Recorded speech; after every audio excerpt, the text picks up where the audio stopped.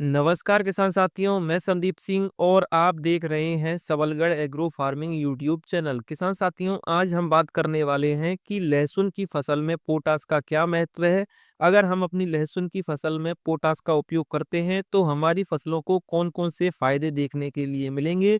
और इसका प्रयोग कैसे करते हैं, इसकी मात्रा कितनी रखते हैं और हमारी फसल को पोटास देने से हमारी फसलों में फायदे देखने के लिए मिलते हैं या नहीं मिलते, तो इसके बारे में आज हम डिटेल में बात करेंगे। किसान साथियों, अभी तक आपने हमारे चैनल को सब्सक्राइब नहीं किया है तो आप हमारे चैनल को सब्सक्राइब कर लें, क्योंकि मैं लहसुन की फसल से संबंधित नई नई जानकारियों की वीडियो इसी चैनल पर अपलोड करता रहता हूं। किसान साथियों, किसी भी फसल की अच्छी पैदावार के लिए उस फसल को 3 मुख्य पोषक तत्वों की आवश्यकता सबसे ज्यादा रहती है। सबसे पहला है नाइट्रोजन, दूसरा है फास्फोरस, तीसरा है पोटेशियम। लहसुन एक कंद वर्गीय फसल है जिससे इस फसल को सबसे ज्यादा पोटास की आवश्यकता होती है। पोटास के उपयोग से कंद का साइज बड़ा, मजबूत और चमकीला देखने के लिए मिलता है। हमारे बहुत से किसान भाइयों के क्वेश्चन आते हैं कि सर, हम अपनी लहसुन की फसल में पोटास की कमी के लक्षण को कैसे पता करें। तो किसान साथियों, मैं आपको बता दूं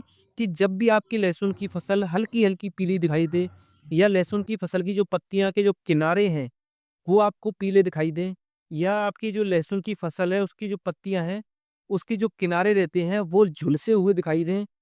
या आपकी लहसुन की फसल कमजोर दिखाई दे, या फिर आपकी लहसुन की फसल मुरझाई हुई दिखाई दे, तो आप समझ जाना कि आपकी लहसुन की फसल में पोटास की कमी है। तो आपको उस समय पर आपकी लहसुन की फसल में पोटास की पूर्ति करानी है। किसान साथियों, लहसुन की फसल में पोटास का उपयोग करने से वाटर होल्डिंग कैपेसिटी बढ़ती है, पौधे में क्लोरोफिल की मात्रा बढ़ती है, पौधा अधिक मात्रा में भोजन को बनाता है, जिससे लहसुन की क्वालिटी तो बढ़ती ही है, साथ ही लहसुन की पैदावार भी बढ़ जाती है। पोटास कंद के आकार और कंद के वजन को बढ़ाने में मदद करता है, जिससे लहसुन का मंडी भाव अच्छा देखने के लिए मिलेगा, लहसुन का उत्पादन अच्छा देखने के लिए मिलेगा।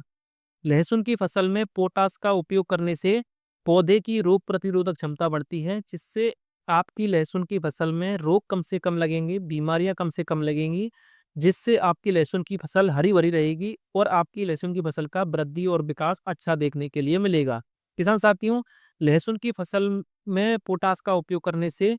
पाले से लड़ने की क्षमता बढ़ती है, जिससे लहसुन की फसल में जो पाले से लहसुन की फसल को जो नुकसान होता है वो कहीं हद तक नहीं होगा।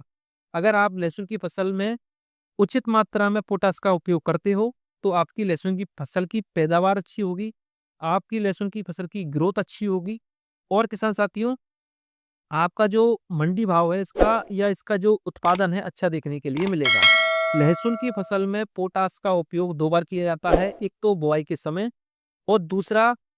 बुआई के लगभग 45 से 50 दिन बाद। अगर आपने बुआई के समय लहसुन की फसल में पोटास का उपयोग किया है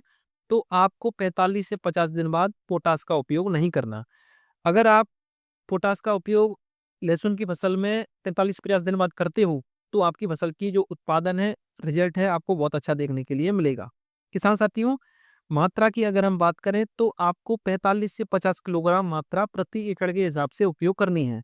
आपको जो पोटास है, कोई दूसरा पोटास नहीं लेना, आपको